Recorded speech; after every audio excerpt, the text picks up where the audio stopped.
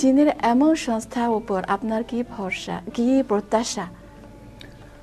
Professor দূর কারণে চীনের গভীর অভ্যন্তরে যাওয়ার আমার সুযোগ হয়েছে, যেখানে খাবার পাওয়া সমস্যা ছিল, থাকার জায়গার সমস্যা ছিল।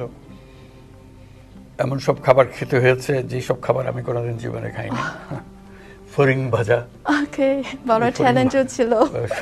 ফরিং ভাজাও খেতে হয়েছে, মজা লেগেছে, ভালো লেগেছে। তো নিচে নিয়ে গেছে এই জন্য যে দারিদ্র্যটা বোঝার জন্য, চীনের মধ্যে কি পরিমাণ দারিদ্র আছে, সেই দারিদ্র্যের কঠিন রূপ এটা দেখে মনে হলো যে দরিদ্রের চেহারা দুনিয়ার সর্বত্র একই, সেটা চীনে হোক, বাংলাদেশে হোক, অন্য দেশে হোক। সেটার কি সমাধান আছে?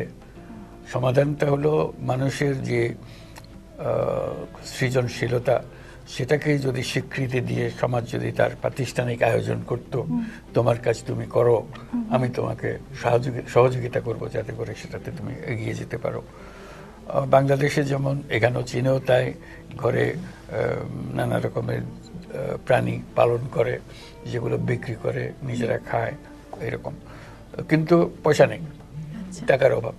কাজে ওই ক্ষুদ্র ঋণটা ওই কাজে লাগলো, যে টাকাটা হাতে পেলে সেটাকে ব্যবহার করতে পারে। মনে হলো যে তার একটা হাতের মধ্যে একটা শক্তি আসলো, ওই শক্তিটাকে ব্যবহার করে তার জীবন পরিবর্তন করা। মহিলাদের অবস্থা সব জায়গাতে একই রকম, চীনে যেরকম বাংলাদেশে এরকম। চীনে মহিলাদের অবস্থার পরিবর্তন দ্রুত গতিতে হয়েছে, কিন্তু যে সময় আমরা ঘোরাঘুরি করছি চীনে, তখনও অবস্থা খুবই খারাপ অবস্থার মধ্যে ছিল মেয়েরা। তো তার মধ্যেও এটুকু সুযোগ পেয়ে তারা যে কি পরিমাণ আনন্দিত হতো, তাদের ছেলে মেয়েরা আমাদেরকে ঘিরে রাখতো, যে এটা খুব মূল্যবান কথা, মূল্যবান মানুষজন এখানে এসছে।